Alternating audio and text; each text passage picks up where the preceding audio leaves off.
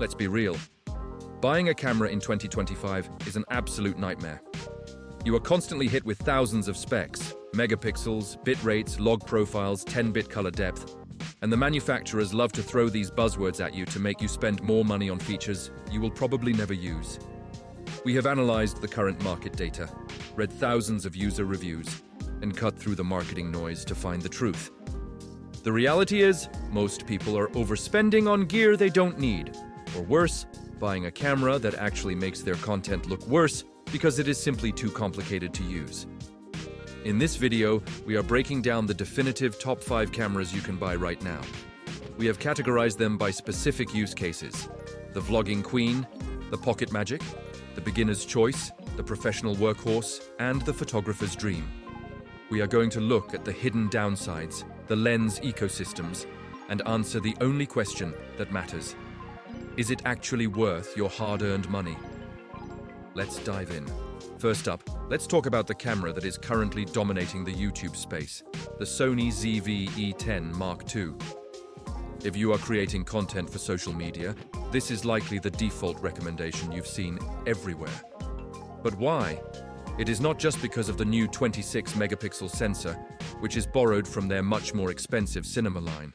The real reason is the ecosystem. You are buying into the Sony E-mount, which means you have access to the largest selection of lenses in the world. From affordable third-party options like Sigma and Tamron to high-end G-Master glass. That flexibility is unmatched by Canon or Nikon in this price range. Feature-wise, the product showcase mode is the star. It solves the biggest pain point for solo creators: focus breathing and hunting. It just works. Also, the internal microphone has been upgraded to a 3-capsule design that actually captures usable audio if you forget your external mic. However, let's talk about the dirty secrets that most reviews gloss over. First, the stabilization. It uses active stabilization, which is a fancy way of saying it crops into your image digitally to smooth out the shakes. If you are vlogging at arm's length with the standard kit lens, the camera will crop in so much that your face fills the entire frame. You effectively need to buy a wider lens just to compensate for this. Second, the rolling shutter. If you pan the camera quickly, vertical lines will look like jello. It is bad for sports or fast action. And finally, despite the battery upgrade, it still gets hot. 4K at 60 frames per second is beautiful, but in a studio without air conditioning, you are on a timer before it shuts down. The verdict. If you are a talking head creator or run a tech channel, this is the best value for money in terms of image quality. Just be prepared to buy a wider lens immediately. Next, we move to the DJI Osmo Pocket 3. This device has single-handedly killed the market for bulky vlogging setups. It addresses the #1 reason people quit making videos: friction. With a regular camera, you have to attach a lens, balance a gimbal, check your audio, and fiddle with settings. With this, you take it out of your pocket, flip the screen, and you are recording mechanically stabilized 4K footage in 3 seconds. The massive upgrade in this model is the 1-inch sensor. To put that in perspective, this sensor is significantly larger than what you find in most smartphones and action cameras. Physics dictates that a larger sensor gathers more light. That means when you are vlogging at night or in a dim restaurant, the footage looks clean and professional rather than a grainy mess. It also supports 10-bit D-Log-M, which means if you know how to color grade, you can make this footage look surprisingly cinematic. Plus, it connects wirelessly to the DJI Mic 2, giving you pro audio without hanging cables. But here is the reality check you need to hear. First, you are stuck with one focal length. It features a wide lens equivalent to about 20 millimeters. You cannot zoom in optically to get a compressed background or a portrait look. If you zoom, it is digital, and you simply lose resolution. Second, unlike a GoPro, this is a precision mechanical instrument. It is fragile. You cannot throw this in the sand, swim with it without a case, or drop it on concrete. If that gimbal arm snaps, the camera is dead. The verdict. This is the ultimate B-roll and travel camera. If you document your life on the go and value speed over lens selection, nothing else comes close. Now we enter the professional territory with the Sony A7 IV. If the previous cameras were toys or specialized tools, This is the Toyota Corolla of the professional world. It is the industry standard for a reason. This is the definition of a hybrid camera. It is equally amazing at 33 megapixel photography and 10-bit 4:2 video. The superpower here is confidence. The autofocus tracking is arguably the best in the business. It tracks humans, animals, and even birds with ridiculous accuracy. You can literally trust your career to this autofocus. For professionals, the most critical feature isn't even the image quality. It is the dual card slots. This means you can record to 2 cards simultaneously. If one card corrupts during a paid shoot, you have a backup. That peace of mind is what you are paying for. But perfection comes at a steep price. And I don't just mean dollars. First, the ecosystem cost. Full-frame lenses are significantly heavier, larger, and more expensive than the ones for the crop sensor cameras we looked at earlier. You are committing to carrying a heavy backpack. Second, the infamous 4K 60 crop. If you want to shoot slow motion in 4K, the camera forces a 1.5x crop on the image. That means your beautiful wide-angle shot suddenly becomes a tight, zoomed-in shot. You have to physically change lenses or move backward just to get the same framing. It is frustrating for a camera at this price point. The verdict: if you are just shooting for Instagram, this is total overkill. Save your money.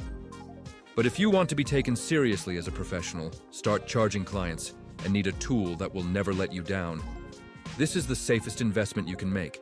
For those of you sitting there thinking, I don't care about log profiles or bit rates, I just want to take better pictures than my phone without needing a degree in engineering, the Canon EOS R50 is the answer.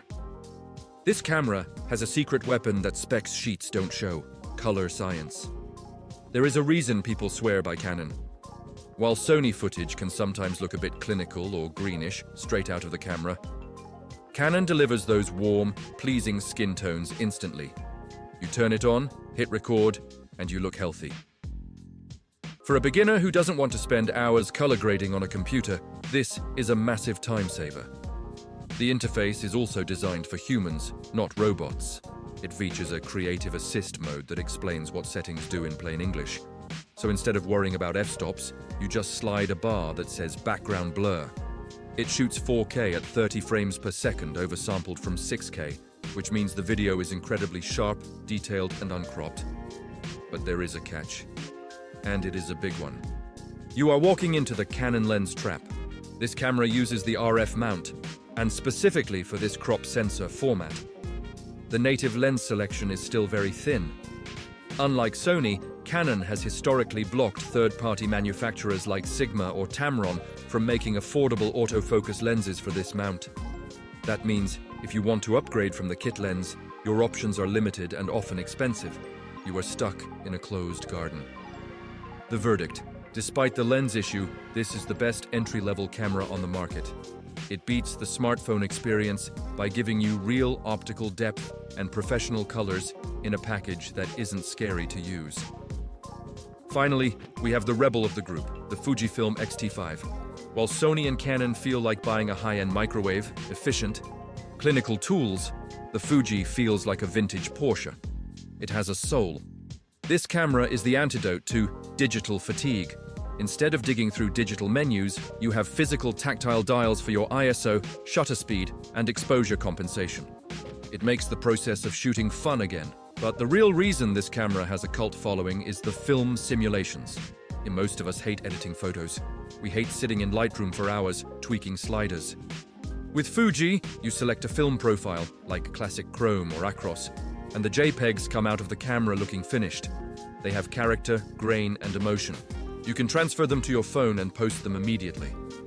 It also packs a massive 40 megapixel sensor, giving you more cropping ability than any other camera on this list. But I have to bring you back to earth. This is not a camera for everyone. First, the video autofocus. It is good, but it is not Sony reliable. It tends to hunt and pulse in complex lighting. If you are a solo vlogger relying 100% on autofocus, it will betray you occasionally.